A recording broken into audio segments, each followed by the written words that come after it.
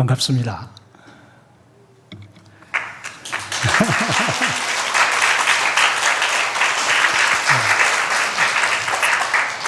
1970년대 후반, 1980년대 초반, 물론 어릴 때부터 자랐지만 그때 제가 최원준 장로님 그 자리 정도에 앉아 있었습니다.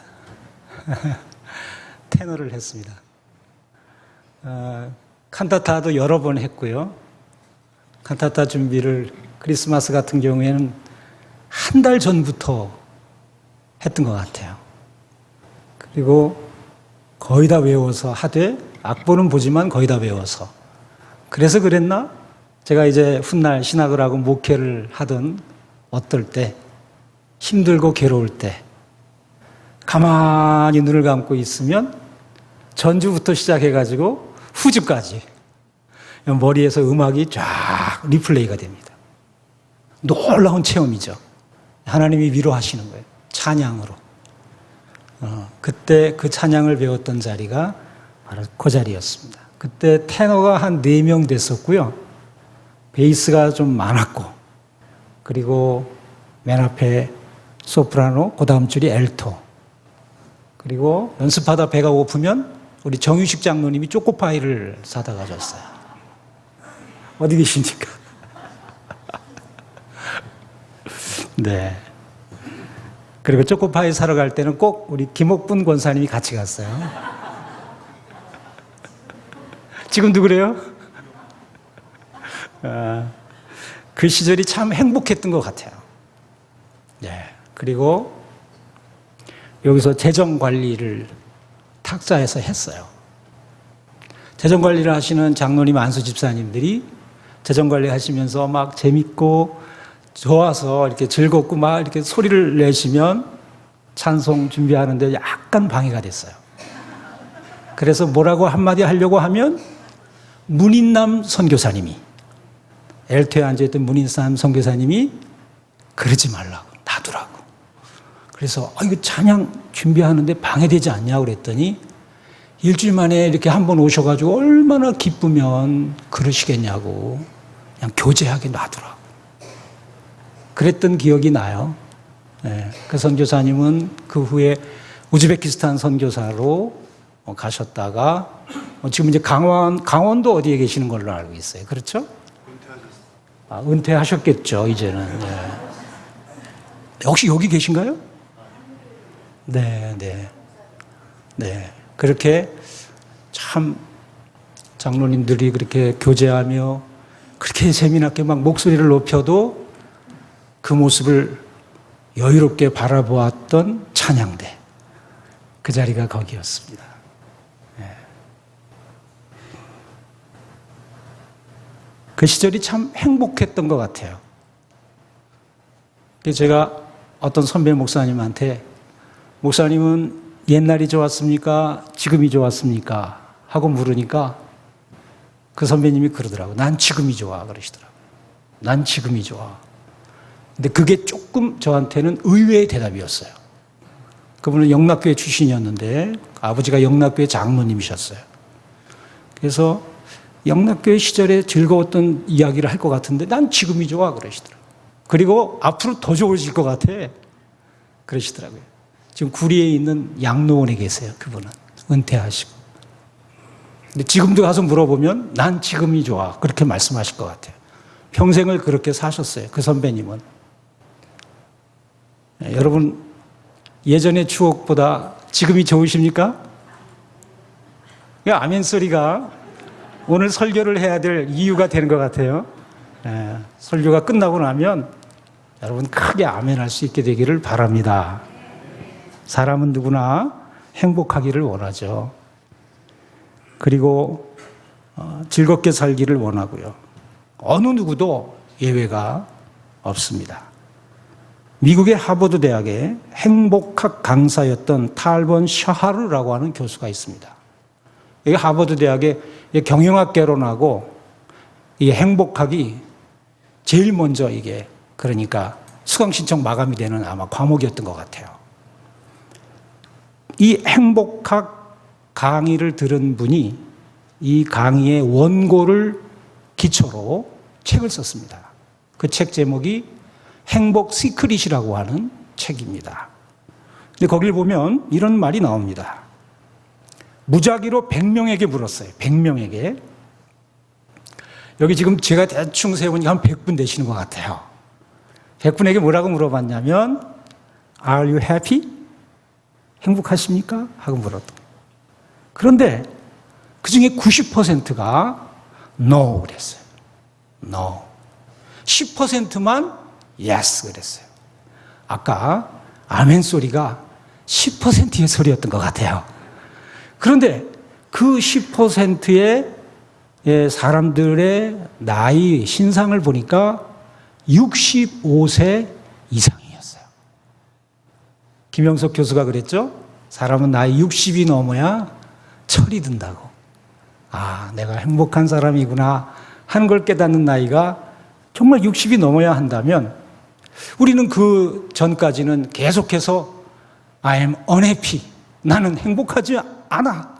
라면서 하면서 살아가는 것이 보편적인 현상이라는 거예요. 왜 그럴까? 나는 조금 더 돈이 있어야 돼. 난 조금 더 건강해야 돼. 난 조금 더 뭘 더 해야 돼. 더 배워야 돼. 더 가져야 돼. 더 가봐야 돼. 뭐 좀 더 해야만 행복할 것 같은 파랑새를 쫓아서 나는 아직도 불행해라고 하며 생각하며 살아가는 사람들이 대부분이라는 것이죠. 어떤 사람은 소유하면 행복할 거라고 생각을 하지만 인간의 욕망은 끝이 없습니다. 하나 가지면 둘 갖고 싶고요. 둘 가지면 셋 갖고 싶습니다. 네. 어떤 분이 우스갯소리로 그러더라고요. 화장실이 하나인 사람은 화장실이 두 개인 데로 가면 좋겠다. 화장실이 두 개인 데로 가는 사람은 조금 더 넓은 방이 있었으면 좋겠다. 뭐 이렇게 끝이 없어요. 그렇죠? 여러분은 몇 평에 사시면 행복해지실 것 같습니까? 예전에 성장학 교수가 그런 얘기를 하더군요. 32평이 넘어가면 교회 생활을 게을리한대요. 그 다음 얘기는 안 할게요. 네. 특별히 또 현대인들은 자기와 남을 비교하기 때문에 진정한 소유, 행복을 누리지 못하고 그런다고. 예전에는요, 세계에서 제일 행복 지수가 높은 나라가 어디였죠? 네, 방글라데시였어요. 근데 요즘은 세계에서 행복 지수가 제일 높은 나라가 어디죠? 핀란드예요. 그 왜 방글라데시가 1위 자리를 내줬는지 아십니까? 인터넷이 개발이 됐어요. 그래가지고 인터넷으로 전 세계를 들여다보니까 비교 열등의식에 빠진 거예요.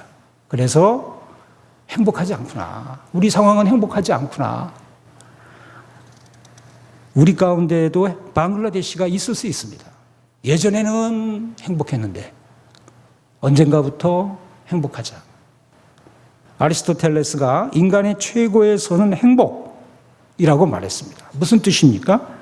삶의 이유와 목적이 행복을 찾아 인생을 경영한다는 것이죠. 철학자 쇼펜하우어도 행복론에서 사람이 기본적으로 행복하려면 네 가지가 있어야 된다. 하나는 명랑한 정서, 성격이 밝아야 된다는 거죠. 두 번째로는 건강한 몸, 세 번째는 정신적 평온함, 마지막 네 번째로는 약간의 재산이 있어야 된다. 불편하지 않을 만큼 재산이 좀 있어야 된다. 그런데 우리나라는 불편하지 않을 만큼 재산이 있는 정도가 아니라 우리나라 1인당 국민소득이 3만 달러를 넘어섰죠. 지금 4만 달러에 도착했나요? 아직 안 했죠. 이제 아마 할 거라고 학자들이 얘기를 하죠. 우리나라는 산업 최대 강국이 되었고요. 전 세계에서 12위 정도의 경제 규모를 가지고 있습니다. 제가 이제 창원이 된 마산, 그 창원을 가서 총회에 참석한 적이 있는데 그때 양곡교회에서 총회를 했습니다. 이제 그때 갔을 때 제가 창원을 처음 가봤을 때요. 창원에 갔더니 굉장히 큰 공장들이 있더라고요. 굉장히 큰. 저 공장 뭐 만드는 데냐고 그랬더니 탱크 만드는 데래요. 그래서 저희 진짜 탱크 만든다는 얘기인가 그랬는데 이번에 러시아 우크라이나 전쟁 진행되는 걸 보면서 우리나라 진짜 탱크를 만들어서 수출까지 하는 나라가 됐어요. 비행기도 만들어서 수출하잖아요. 인도네시아에. 그죠? 우리나라가 정말 자동차 산업뿐만이 아니라 이제는 우주에까지도 이제 인공위성을 띄우는 그런 강국이 됐습니다. 그런데 행복지수는 어떤가? 행복지수는요, 우리나라가 전 세계 국가에서는 96위, OECD 국가에서는 36위, OECD 국가가 한 38개국 되면 한 35위, 6위, 뒤로 세 나라가 있어요. 그리스하고 또 터키하고 콜롬비아. 우리나라에 세 나라밖에 없어요. 그러니까 그만큼 행복지수는 낮아요. 산업지수, 몸집은 12위인데 행복지수는 낮아요. 왜 그럴까? 그 이유를 저와 여러분은 알고 있어요. 우리 속을 들여다보면 되잖아요. 그렇죠? 예전보다 침대는 높아졌는데 숙면을 취하지 못할 때가 많죠. 예전보다 음식 먹을 거는 냉장고에 많이 있는데 소화는 잘 안 되고, 어떻게 보면 예전의 시골 밥상이 훨씬 더 건강하지 않았나 할 정도로 너무 많이 먹어서 문제가 되는 사람들이 더 많지 않습니까? 그렇죠? 그래서 저는 항상 저보다 10살이 많은 선배 목사님들의 이야기를 경청하며 살아왔는데요. 지금까지 내 10년 후를 내다보면서 그분들 얘기를 들어보니까 이제 제 나이부터는 만나면은 병원 얘기를 하게 된다고 10년 전에 들었어요. 어느 병원에 뭐가 좋고 어느 병원엔 뭐가 좋고. 정말 살기는 좋아졌지만 행복지수는 그리 높지 못하다고 하는 현실이 오늘 우리에게 무엇을 가르쳐 줍니까? 성경은요, 상대적인 행복이 아닌 절대적인 행복을 우리에게 강의해 주십니다.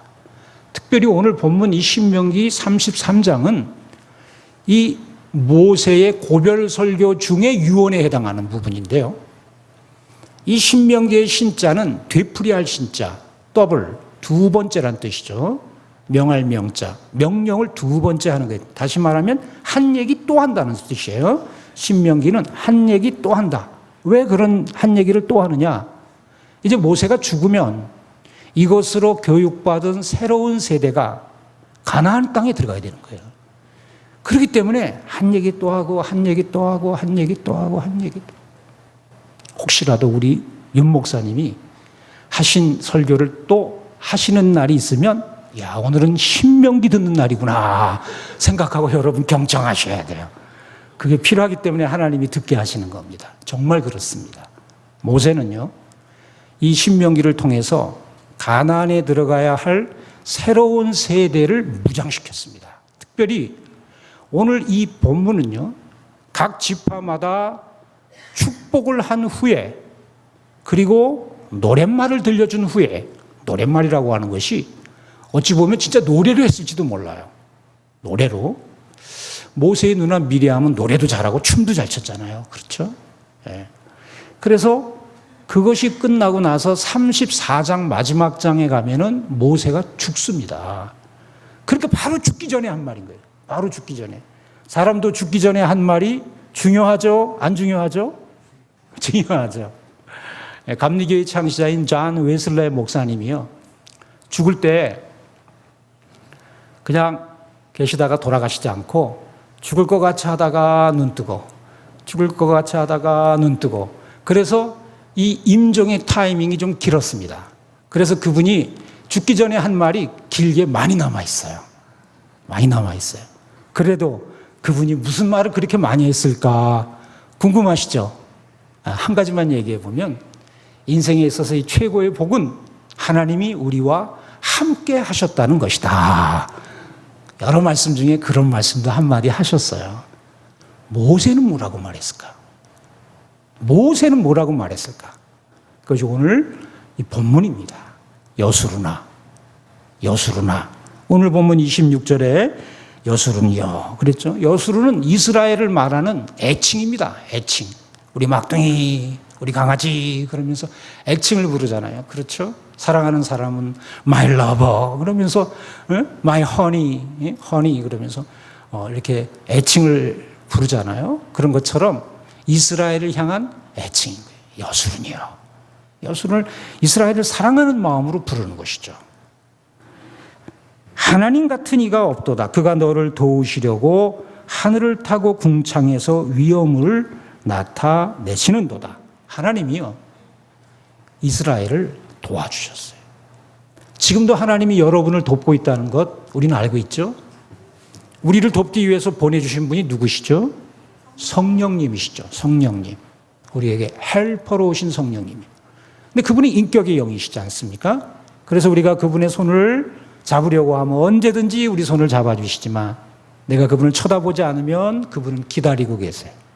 말할 수 없는 탄식으로 우리를 위해서 기도하면서 기다리고 계시는 분이죠. 그죠? 그러나 도와달라고 쳐다만 봐도 손만 내밀어도 내 곁을 지나가시며 내 손을 잡아 이끌어 주시는 분이 바로 성령님이시죠.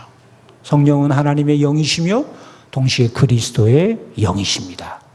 그래서 그 성령님이 우리 안에 충만히 거할 때 우리는 하나님의 뜻을 행하게 되는 거 아닙니까?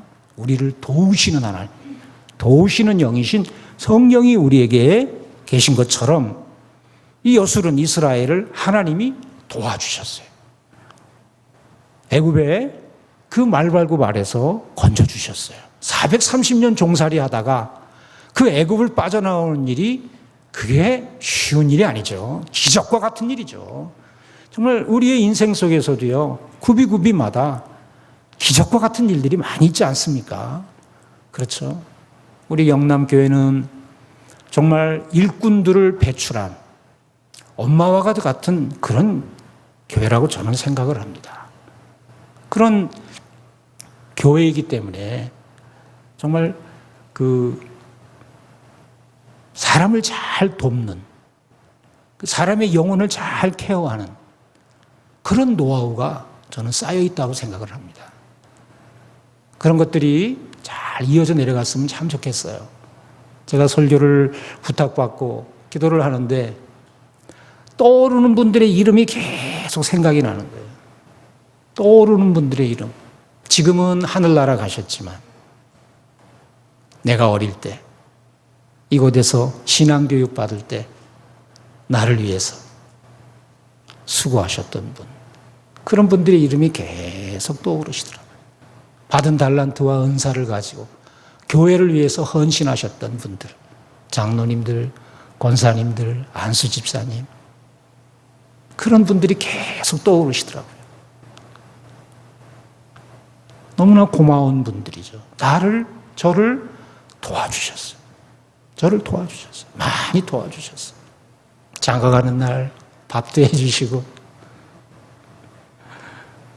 신혼여행 가는 날 차도 태워주시고, 차 태워주신 분은 아직 살아계시네. 많이 도와주셨어요. 제가 청년회 회장으로 당선이 된 날 하나님 앞에 엎드려 하나님, 제가 영남교회 청년회 회장이 됐습니다. 기도하는데 깨달음이 오더라고요. 네가 가장 부족한 것이 무엇인지 아느냐? 내가 청년회 회장을 할 때 가장 필요한 것이 뭔지 아느냐? 뭐예요, 하나님? 사랑이다. 사랑이다.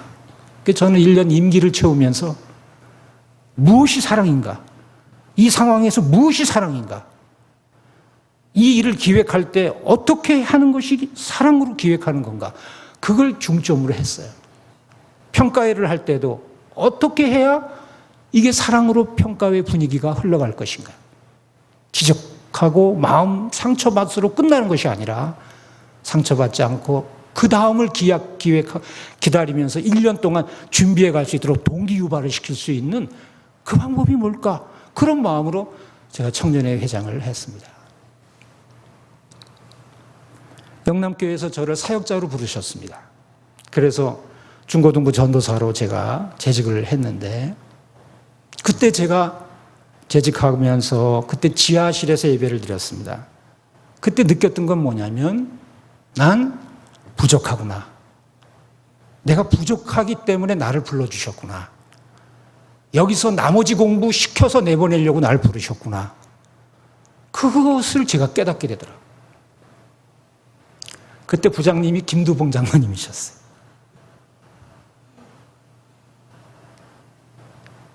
그래서 도움을 많이 받았어요. 담임 목사님에게 목회도 잘 배워. 그래서 사역자의 길을 걸어서 여기까지 왔습니다. 하나님은 우리를 도우시니 하나님의 도움을 받는 이 누구보다도 행복한 거예요. 여러분도 하나님이 돕고 계십니다. 성령님을 소외시키지 마세요. 성령님을 부르세요. 아빠라고만, 아버지라고만 부르지 말고 가끔은 아빠 하고도 불러보세요. 그러면 눈물이 왈칵 쏟아져요. 그럼 문제 해결된 거예요. 그렇게 한번 뜨거운 눈물이 흘러야 돼요. 그러면 다시 옛날로 회복이 돼요. 정상적인 관계를 맺게 되는 거예요. 그래서 저도 목회를 해보니까요. 제가 1988년부터 목회를 시작을 했는데 목회를 해보니까 감사하는 사람은요 문제가 없더라고요. 감사할 줄 아는 사람. 감사합니다. 이 말을 표현하고 감사가 말로만 하는 게 아니라 몸의 자세로 이 바디 랭귀지가 있잖아요. 그렇죠? 그래서 진심으로 감사합니다. 그 감사하는 사람은 문제가 없더라고요. 근데 감사가 사라진 사람은요 문제가 뭔지를 좀 봐야 돼요. 그리고 조금 이상한 분을 만날 때가 있잖아요. 목회를 해보니까 특히 제가 뭐 전공은 아니지만 상담학 분야에 관심을 갖고 공부를 해보니까 좀 이상한 분들은 되게 아픈 분들이에요. 저 사람 이상해. 옛날엔 그랬는데 어디가 아프실까? 그거를 보게 되는 거예요. 몸이 아프신가? 마음이 아픈가? 뭐가 불편한가? 그걸 이렇게 살펴보게 되는 거예요. 그러니까 이상한 사람은 아픈 분인 거예요. 그런 마음으로 보면 여유도 생기고 내 마음도 편하고 상대편도 편안해집니다. 이상해 하는 눈으로 보면 다들 불편하고 그분도 불편해. 하나님은 우리를 도우시고 우리도 남들을 그렇게 돕기를 원하세요. 영원하신 하나님이 내 처소가 되시니 그의 영원하신 팔이 네 아래에 있도다. 내 앞에서 대적을 쫓으시며 멸하라 하시도다. 하나님의 손이요 우리 아래에 있대요. 우리 아래. 하나님은 어깨 사이에 우리를 둘 때도 있어요. 우리를 무등 태우시는 거죠. 얼마나 이쁜 우리를 무등 태워주실까? 그의 두 손이 우리 아래에 있도다. 그건 뭐예요? 우리 어린아이 안을 때 보면 그죠? 어린아이를 이렇게 손 아래에 이렇게 해서 어린아이 이렇게 들잖아요. 그런 것처럼 우리를 보호하시는 거예요. 우리를 보호하시는 거예요. 이번에 브라질에서 밀림 속에서 오랜 시간 견뎠다 살아나온 아이들 거기 보니까 그 비행기에서 추락사고에서 살아남은 어린아이 걔가 11개월짜리였죠. 걔가 왜 살았다고 그랬죠?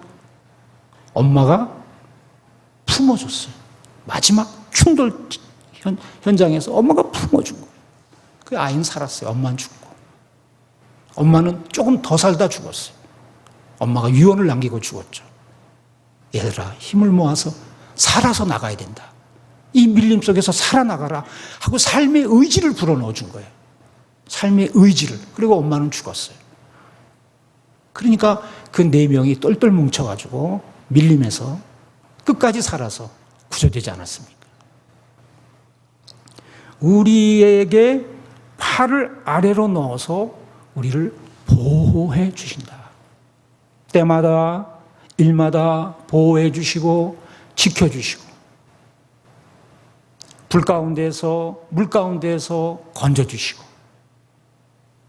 악한 이들, 나쁜 사람들, 악한 마음을 품고 접근하는 사람들이 파놓은 함정, 올무로 우리를 보호해 주시고.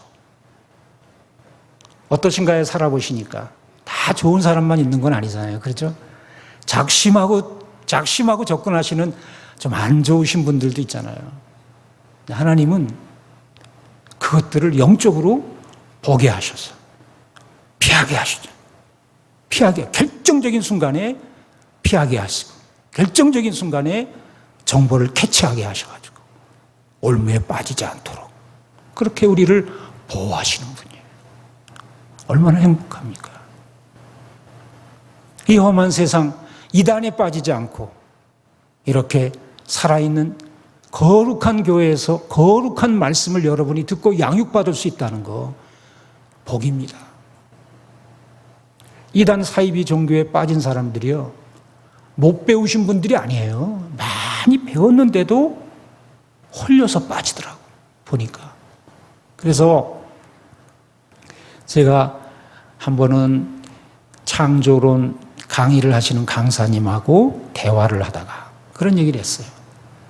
그분은 이 창조론을 굉장히 많이 사람들에게 알리는 그런 분이신데, 이단의 문제가 나오니까 딱 한마디로 하시더군요. 그분이 1단이 제대로 안 되니까 2단으로 가는 거라고. 교회에서 교육받으라고 하는 것들을 열심히 받으셔야 돼요. 열심히 받으셔야 돼요. 예. 우리 목사님 숙제 내시면 열심히 하셔야 돼요. 그리고 날마다 내가 하나님 안에서 영적으로 성장한다는 것이 숫자상이나 그래프상으로 눈에 보일 수 있도록 여러분이 스스로를 잘 점검하셔야 돼요. 몸무게는 쉽게 점검이 되잖아요. 몸무게, 키도 쉽게 점검이 되잖아요. 근데 영적인 것들은 잘 점검이 안 될 때가 있어요. 제가 대학원에서 공부를 할 때 교수님이 숙제를 내시는데 이렇게 숙제를 내신 분이 있었어요. 하루에 50페이지 읽어라. 하루에 50페이지 읽어라. 양으로 숙제를 딱 내는 거예요. 양으로. 50페이지. 한 학기 끝난 다음에 숙제를 했는지 안 했는지가 딱 드러나는 거예요. 50페이지 곱하기 날수 하면 딱 페이지가 나오잖아요. 그런 것처럼 우리가 연초에 영적인 목표도 세우시고, 또 건강의 목표도 세우시고, 또 정서적인 목표도 세우시고, 그렇죠? 또 물질적인 목표도 세우시고, 그 목표를 세울 때 이 영적인 목표도 잘 세워서 여러분이 성장한다고 하는 것이 객관적으로 드러날 수 있도록, 그래서 자기를 점검할 수 있도록 그것들을 한번 시도하실 필요가 있어요. 예배. 나는 예배를 참석하는 수를 좀 늘려야 되겠다. 그것도 방법이에요. 교인들과의 교제. 나는 내 수입의 10분의 1은 11조하고 이거 다 정해져 있잖아요. 그러면 내 수입 전체의 20분의 1은 내가 성도들한테 밥 사는 데 쓰겠다. 그것도 좋은 거예요. 내가 청년에 한번 수련회 갔다가 그 얘기를 했더니 저보고 그거 어디서 배웠냐고 그러더라고요. 자기 수입의 20분의 1을 성도들 밥 사는 데 쓴다고. 그거 어디서 배웠냐고 그러더라고요. 제가 아는 어떤 교회는요, 천송교회라고 하는 교회인데 의정부에 있어요. 그 교회는 청년들이 등록을 하면요, 한, 두, 세 주가 지나면요, 그 등록한 사람이 되게 바빠. 왜냐하면 서로 밥 사줍니다. 서로 밥 먹자고 하니까요. 스케줄이 꽉꽉꽉꽉 차요. 네. 그래서 금방 교우들과 하나가 금방 돼서 뭉쳐요. 그 교회는 교회를 건축을 했는데요, 청년들의 힘으로 건축했어요. 청년들이 10에 1조를 한 게 아니라 10에 막 9조를 막 했어요. 진짜로 싫어합니다. 그래서 객관적으로 성장하는 모습들을 볼 수 있도록 자기 자신을 점검하는 일도 아주 행복 지수를 높이는 데 필요한 일입니다.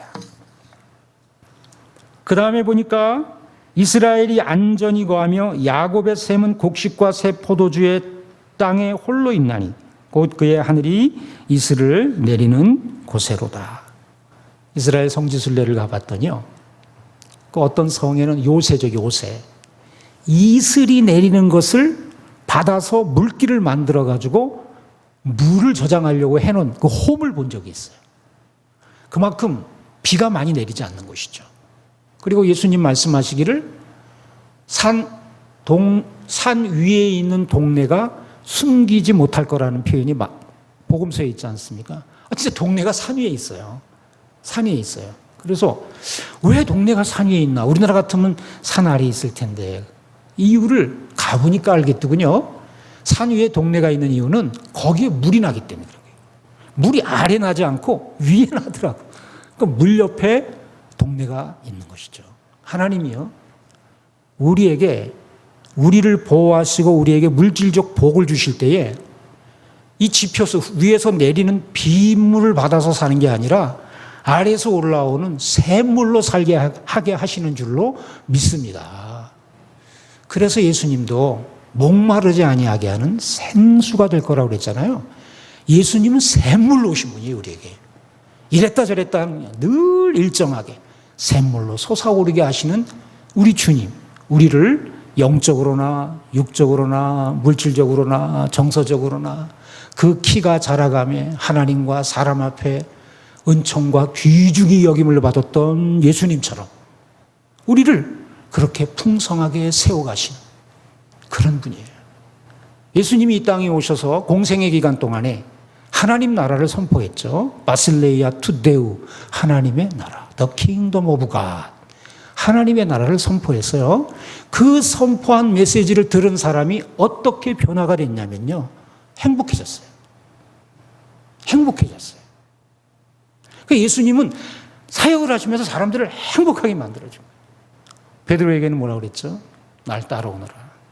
내가 너로 사람 낚는 어부가 되게 해주겠다. 야, 어부가요, 고기를 잡을 때 그 손맛 있잖아요. 손맛. 고기가 묵직한 그 손맛. 그것이 사람 몸에서 도파민이 분비되게 하잖아요. 좋은 호르몬들이요. 그렇죠? 운동하는 사람도 그런 재미로 운동하지 않습니까?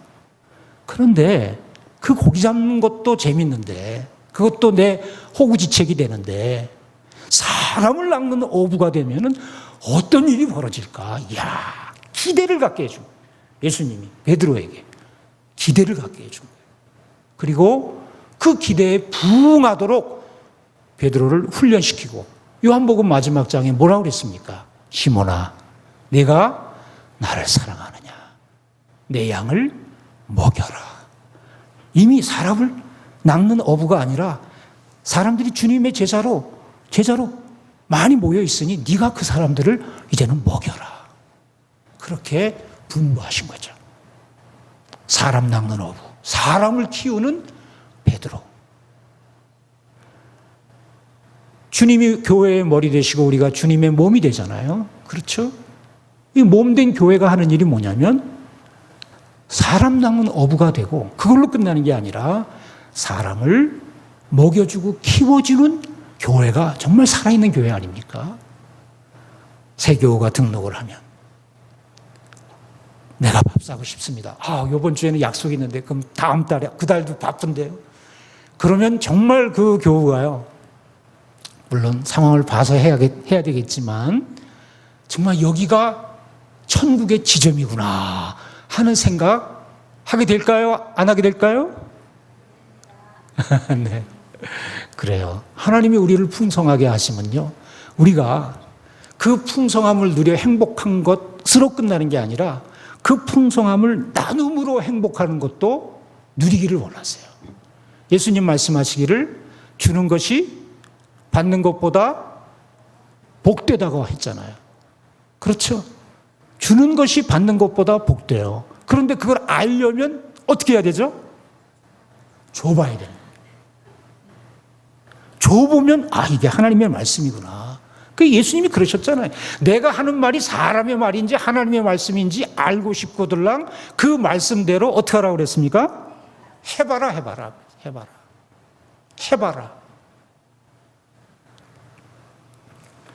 이스라엘은 하나님의 택함을 받아 하나님을 자기 하나님으로 섬겨 행복자가 되었습니다. 그때는 몰랐어요. 시간이 흐르면 그것을 깨닫게 되죠. 우리도 지금 모르고 있을 수도 있어요. 그러나 우리는 절대적으로 명령하시는 하나님의 말씀에 의하여 내가 행복자라는 걸 이제는 생각하고 깨닫고 고백을 할 수가 있어야 되는 겁니다. 누군가 여러분에게 행복하십니까? 하고 물었을 때 글쎄요. 여러분 부부는 행복하십니까? 하는 질문을 받았을 때 글쎄요. 그렇게 대답하는 것이 아니라 정말 나는 행복합니다 라고 말할 수 있어야 돼요. 제가 어떤 책을 읽어보니까요. 행복한 부부는 하루에 3개의 언덕을 넘는답니다. 행복한 부부는. 듣고 싶으세요? 네. 행복한 부부가 되려면 3개의 언덕을 넘어가야 하루에 해가 지는데 그 3개의 언덕을 넘는데 하나는 뭐냐면 불쌍히 여기는 언덕을 넘어가야 된대요. 부부가 행복하려면. 그러니까 하루에 한 번 불쌍히 여겨야 되는 상황이 부부는 온다는 거예요. 또 하나는 이해의 언덕을 넘어가야 돼요. 이해해 줘야 돼요. 그렇지 않으면 정상적인 모습으로 저녁을 맞을 수가 없는 거예요. 3번째 언덕이 있어요. 그건 뭐냐면 용서의 언덕이에요. 그러니까 행복한 부부, 원한 부부, 금술이 좋은 부부가 절대로 그냥 되는 게 아니에요. 이렇게 불쌍히 여기고 한 번은 용서하고 한 번은 이해하고. 이해한다는 것은 내가 밑에서 보는 거 아니에요. 밑에 서 있는 거 아닙니까? 밑에서 그 사람 입장을 보는 거 아닙니까? 위에서 보는 게 아니라. 그러면 행복한 부부가 되고 그날 저녁에 지는 해는 아름다운 해가 되는 거예요. 그런데 이게 부부만 그럴까요? 아니죠. 모든 인간관계가 다 그렇다는 거예요. 용서하고 이해하고 불쌍히 여기고 그 사람이 행복한 관계를 맺게 되는 것이죠. 아까 말씀드린 그 행복 시크릿이라고 하는 책에 이런 문구가 있었어요. 태양을 등지고 살면 평생 그림자밖에 보지 못한다. 태양을 등지고 살면 평생을 그림자밖에 보지 못한다. 그렇죠. 태양을 등지면 그림자만 보이잖아요. 그러나 태양을 바라보고 빛 대신 주님을 따라가면 가슴에 뜨거운 열정이 생기고 어둡고 우울했던 순간들은 더 이상 나를 괴롭히지 못하는 거죠. 그렇죠? 그런 사람이 행복한 거 아닙니까? 하나님은 우리에게 빛으로 오시는 분이시잖아요. 그러니까 하나님을 등지지 마세요. 둘째 아들은 아버지를 등지고 떠났잖아요. 그러나 가봐야 돼지가 먹는 쥐염 열매조차도 제대로 못 먹잖아요.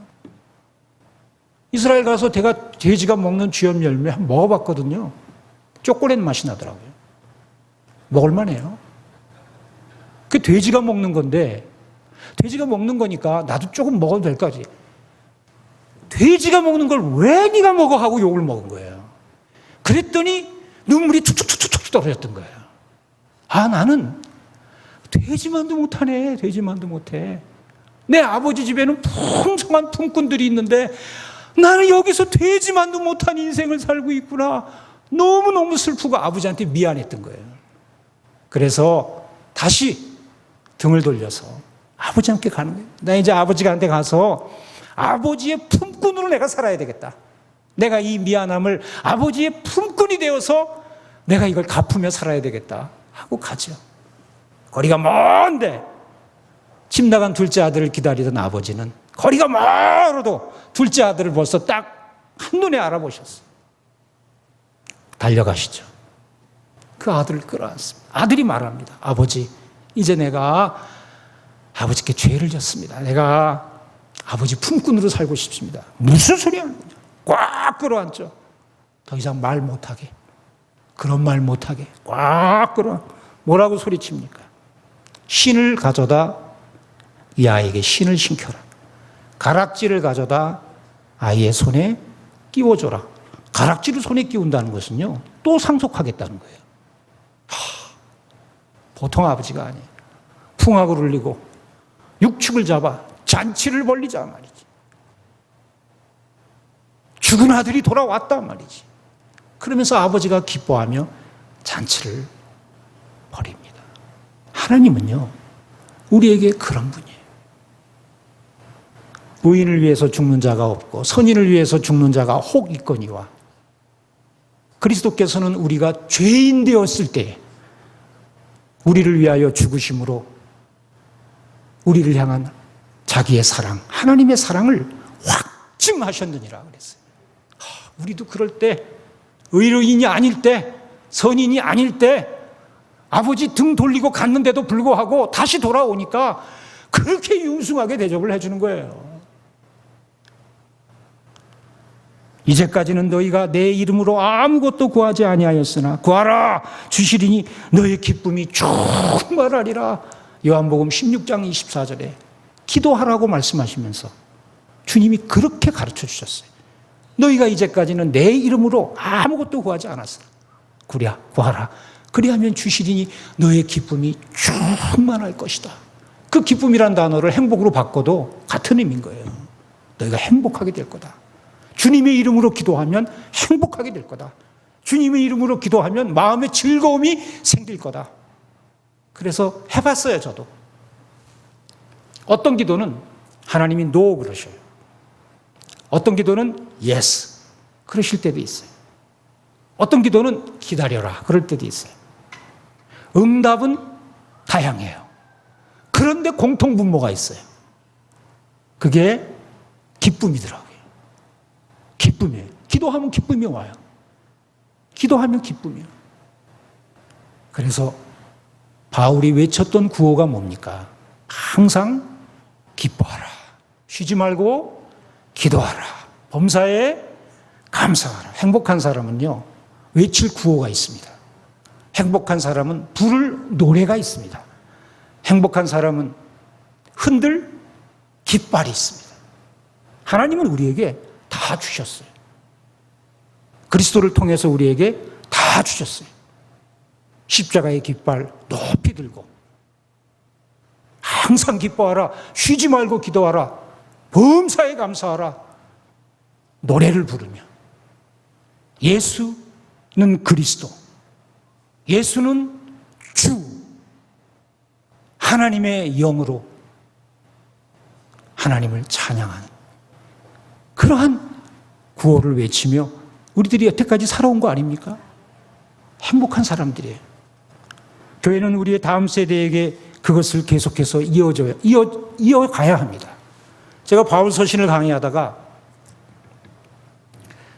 그 파라디돔이라고 하는 단어에서 넘겨준다는 뜻이거든요. 준다, 넘겨준다. 그러니까 받은 걸 준다 이런 의미인데, 그 설교를 하고 노회 장로님들하고 대화를 우연히 하게 됐어요.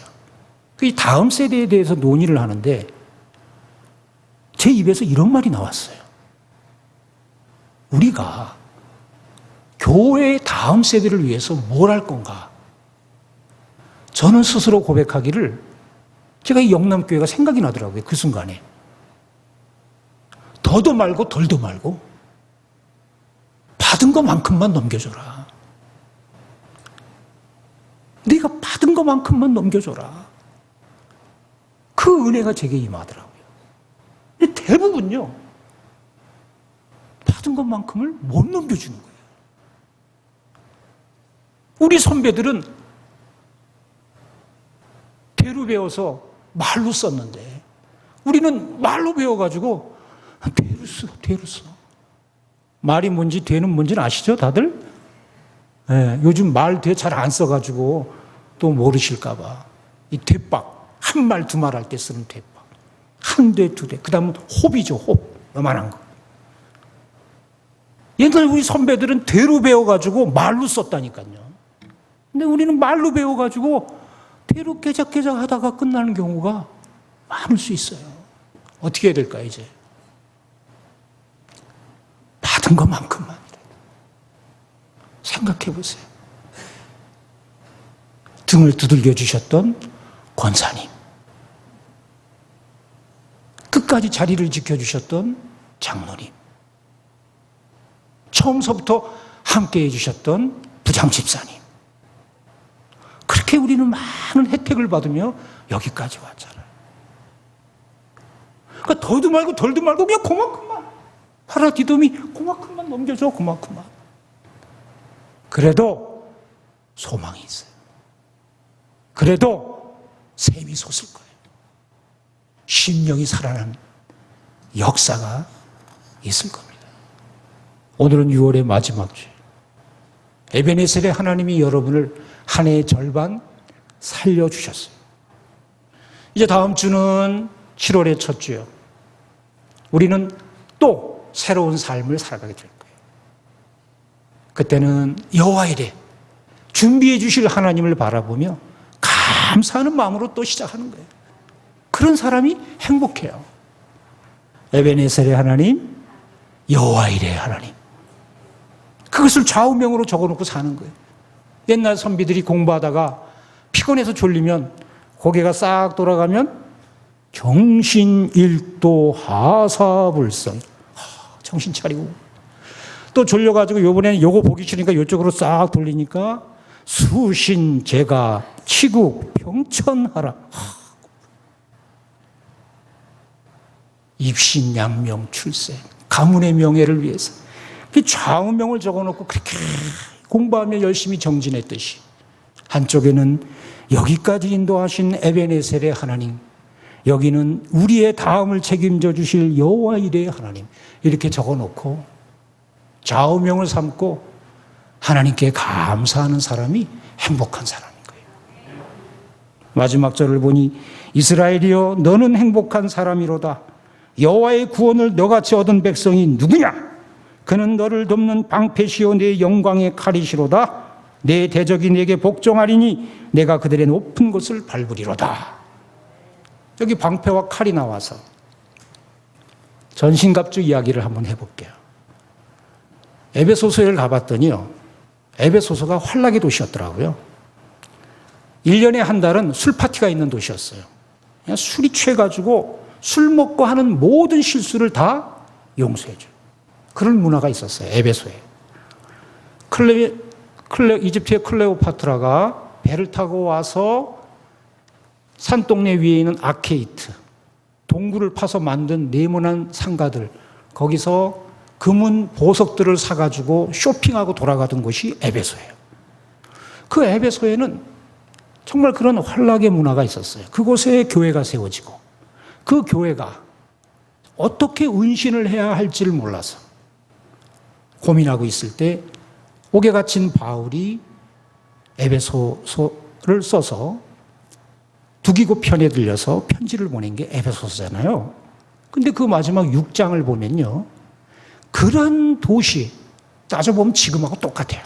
그게 그러한 도시에서 살아남는 방법으로 영적 전쟁에서 살아나야 된다고 하는 것을 가르칠 때 그 말씀을 하셨어요. 구원의 투구를 써라. 곧 구원의 확신을 가지라는 거예요. 흔들리지 말고. 오늘 죽으면 천국 갈 수 있습니까? 글쎄요, 잘 모르겠는데 죽어봐야 할 것 같은데. 그러지 말고, 지금 죽어도 천국 갈 수 있습니까? 아멘. 뭘로 천국 갈 수 있습니까? 예수님 때문에. 마틴 루터처럼 명확하게 대답하세요. 나 때문이 아니에요. 예수님 때문이에요. 예수님 때문에. 주를 믿는 믿음으로 나는 분명히 구원받은 백성이 되었습니다. 흔들리지 마세요. 이 머리 흔들리면 병 온 거잖아요. 흔들리지 마세요. 구원의 투구를 딱 썼어요. 의의 흉배, 옛날에는 의의 흉배라, 이번 번역에는 의의 호심경이라고 그랬어요. 심장을 보호하는 흉배. 진리의 허리띠, 힘은 허리에서 나오잖아요. 진리의 허리띠. 평안의 복음을 준비한 신. 사람은 신이 편해야 돼요. 전쟁터에는 가다 보면 보병을 잡으려고 밑에다가 나뭇가지 빼죽한 것들을 쭉 세워놨어요. 그거 모르고 확 밟으면 그 사람은 뒤로 후송돼야 되는 거예요. 그러니까 신을 잘 신어요. 견고한 신을 신어야 돼요. 신을 잘 신고, 왼쪽에는 방패를 들고, 오른쪽에는 성령의 검, 하나님의 말씀을 들어야 돼요. 믿음의 방패. 그래서 불화살들이 날라오는데 그걸 믿음의 방패로 잘 막으셔야 돼요. 그 불화살 맞으면 불이 나는 거예요. 속에서 불이 나. 질투의 불이 나. 원망의 불이 나. 슬픔, 자기 탄식, 자기 연민, 열등의식의 불이 막 타오르죠. 그죠? 그걸 막아야 돼요.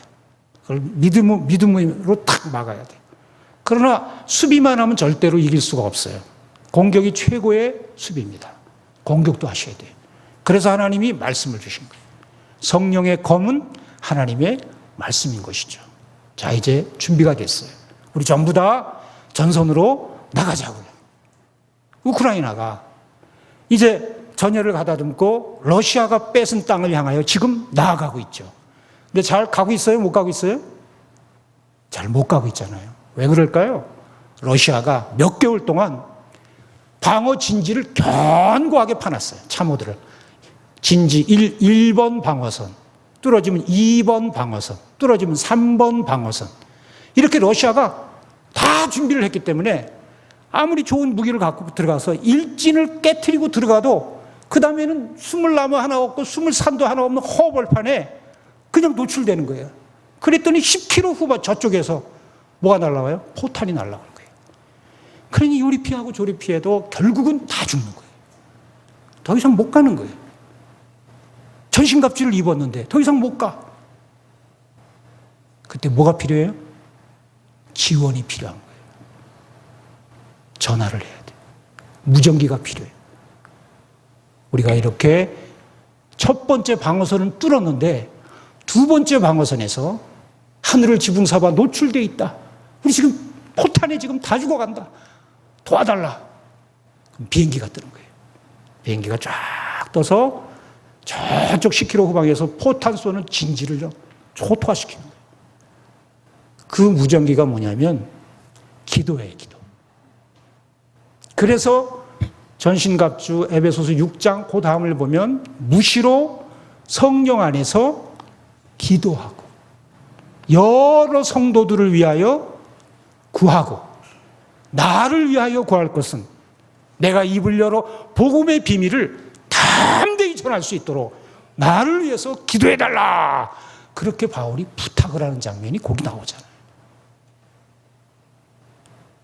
여기까지 돼야 행복을 뺏기지 않을 수가 있는 거예요.